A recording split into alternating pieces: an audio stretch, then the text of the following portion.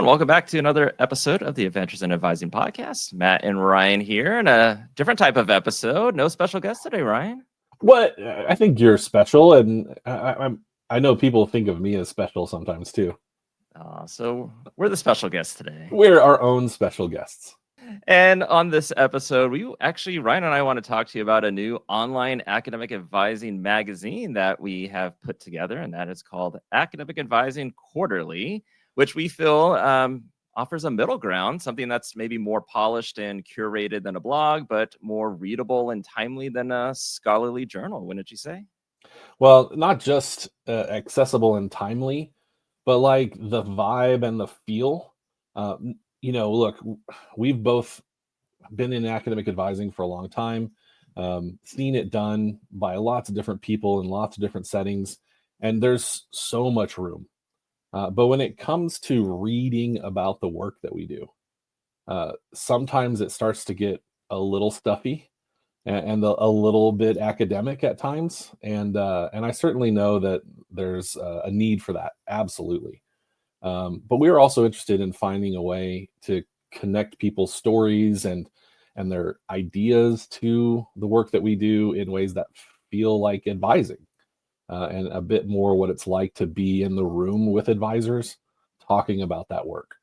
Yeah, so it's filling a gap, I guess we could say. It's meeting a need for practitioner-centered content. So maybe content that's a little bit more engaging or inclusive or applicable to real-world challenges.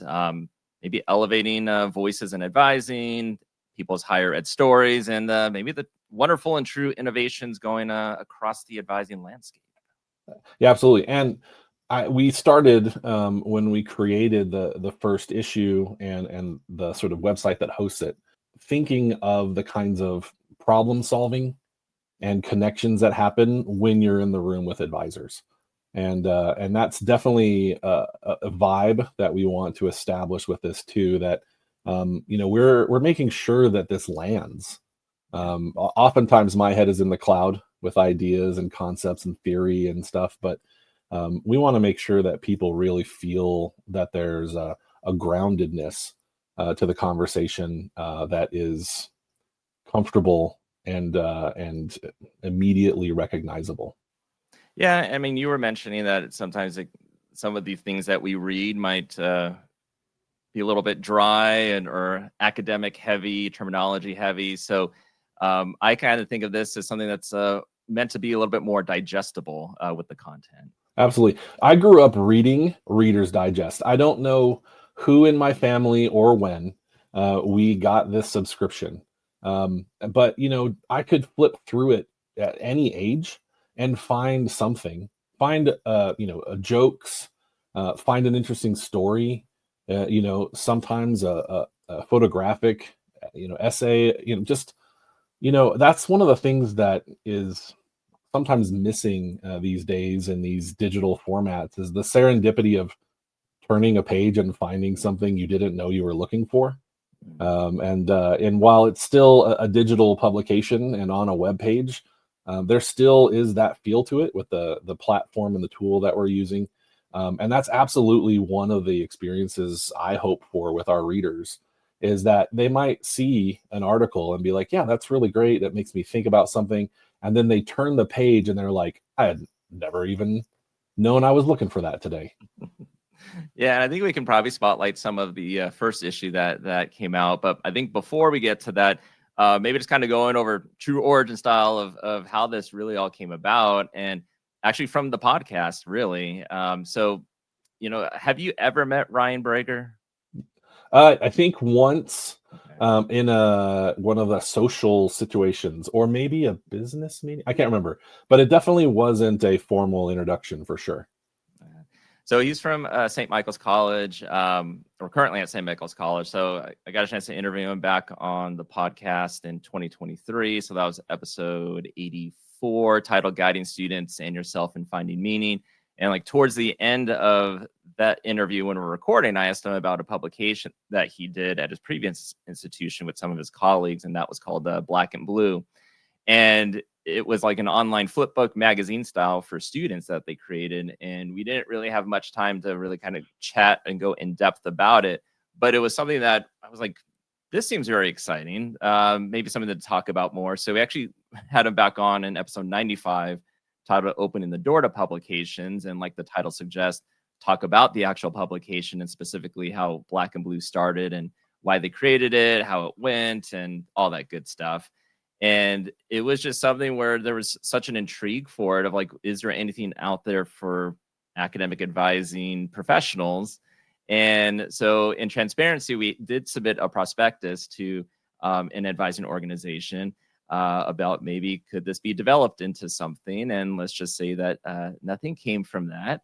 But I think there's this movie, maybe Ryan, you might know it. It's with Tom Cruise, and Tom plays this character named Joel. And Joel's friend Miles tells Joel that sometimes in life you just have to say, what the heck? Yep. And what the heck gives you freedom, and freedom brings opportunity. And so essentially it was kind of like, well, if we haven't heard anything, could something still be created? And that's kind of how we got involved in, can we make something happen with this? Yeah. And look, I appreciate that a lot of the things that are going to be pointed to as significant developments or meaningful contributions or whatever, there's so many elements and facets to how they actually came to be. And I always appreciate sort of getting to the root of things and knowing the why behind stuff. But I love that at the core of this idea is that just what the heck, let's do this. Like at the most romantic I can get about higher education, there is this time period where the faculty, the people teaching the students in colleges started to identify more with their discipline than the college they were teaching at or their eventual career goals. They started to say, this is what I want to devote my life to. And I'm going to build a core central identity around it. And that's just one of the things that I was like, we are academically free to pursue these lines of inquiry and to develop whatever they might lead us to develop. And that is both empowering and a little frightening at times too. Yeah. I mean, maybe you too, when we were reaching out for potential submissions for this first issue of like, would anyone find interest in writing for this? I mean, yes, we have the audience is supposed to be the broader professional readership. So practitioners, administrators, grad students, policymakers, pretty much anybody. But would we have people that would submit for it? I don't know if you had kind of got the same kind of vibe there with that. Well, I, as people know, I always have ideas. And I'm always open to the idea that there's somebody out there who's like looking for the opportunity. And I was really excited to be a part of more opportunity being made available for sure. But yeah, there was a little bit of me. It was like, some people would be like, oh, what now? And why? And is that really how I need to spend my precious time and attention? But I'm so thrilled for everybody who's involved and even those who've reached out after we went public. And I know someone's listening to this right now and you're sitting there going, I don't know, maybe. I was like, the answer should be, why not? Let's go. Let's do this. Yeah. I mean, and if anything, if that person has read the first issue or if not, please go and do so. It shouldn't take that much time because that was also part of it, as we wanted something that it's a magazine, kind of go through it, read all these different authors, various types of topics, authors from various higher ed experiences and levels. So, I mean, I think it's a great opportunity to, really thank these authors on this inaugural issue, from Declan McLaughlin, Melinda Anderson, Sydney Momon, Matt Plesha, John Sauter, Kevin Thomas, Jing Yao, Wendy Schindler, and Anaya Player. I think I got everybody. Sounds like it. Maybe okay. if we missed you, sorry. Wasn't personal. Yeah. No, yeah, absolutely. I think, again, part of me, I feel so fortunate to have been given so much in my experiences with academic advising, the people I've met along the way, the influence they've had on not only the way I think about the work that we do, but how I think of myself, and our world. But there's just so many people who have things to say, and it was really, really encouraging to see everybody step up and be courageous and willing to contribute to something that's never existed before. I mean, I think if I had to like say one of them that stood out to me was Declan's. Probably on one hand because he talked about him creating a podcast, but how that, in a sense, also created an advising community and a podcast that he created with one of his colleagues. But I think also with his piece talking about professional identity, and I think that's something that a lot of us can relate to. So that's one that they all stood out to me, but if one more, it was that one. Well, I mean, yeah, the amount of time that we've held them in our hands, in whatever form or shape.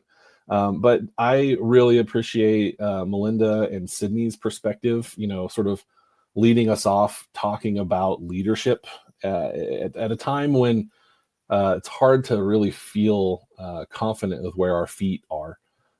It was definitely something that I'm glad that we started with their voices in this process, because it sets a tone for the kind of real human perspective we're taking here, that we're remembering the people and centering around their experiences, and also being professional as we discuss it, but also having some fun along the way too. And I know we want this to continue. I mean, it's called Academic Advising Quarterly, so this is not a one-off unless it becomes that, but it is something that we do want to put 4 issues out a year, and we are already starting on our second issue that will go out in February. Anything you don't want to share on how people can find this? Well, aaqmagazine.com. Obviously Matt and I can be found in lots of ways, but we do have a page on the website where you can submit your ideas. And I know. In fact, at the time of this recording, I have in my inbox a rejection email from another publication. So I know the feeling of maybe this isn't me, maybe I shouldn't, but we're not taking that kind of triple blinded, highly scholarly approach to this review process. This is an open discussion. We want to help you, and we want to start that conversation. So some of you are thinking, yes, I know exactly what I want to say. Let's hear it. We are open to it. So again, visit aaqmagazine.com, click on contribute. We'd love to hear from you and what your ideas are. And we'd also love to see it in lots of different formats. It doesn't have to be a profile piece. It doesn't have to be an interview.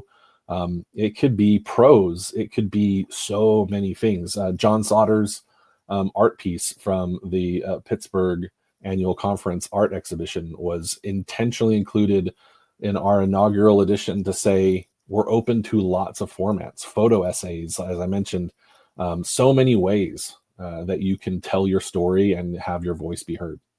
And also shout out to Dana Hebrard and Thomas Shelley, who ended up being on the cover of the magazine. We didn't really share with them until like a week before we went live that, oh, by the way, we took this picture in Pittsburgh and we liked it, and it's going on the cover. I know for a fact that anybody whose thought ever in their life is, I might be on the cover of a magazine someday. I want to talk with you, because when it happened, for our folks on the cover, I thought that must be so weird.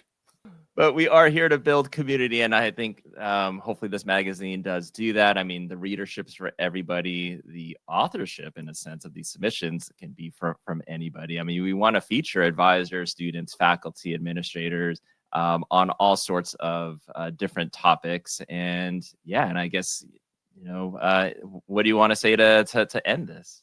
Well, I think the main thing is that it's supposed to be fun, right? That's the whole goal, is that while we are telling stories and building community, we're also enjoying it. And there's lots of ways to enjoy this. And I hope that people feel that in intentional pursuit of joy, of finding a way to feel good about what we're doing, even when there are so many calls to feel otherwise.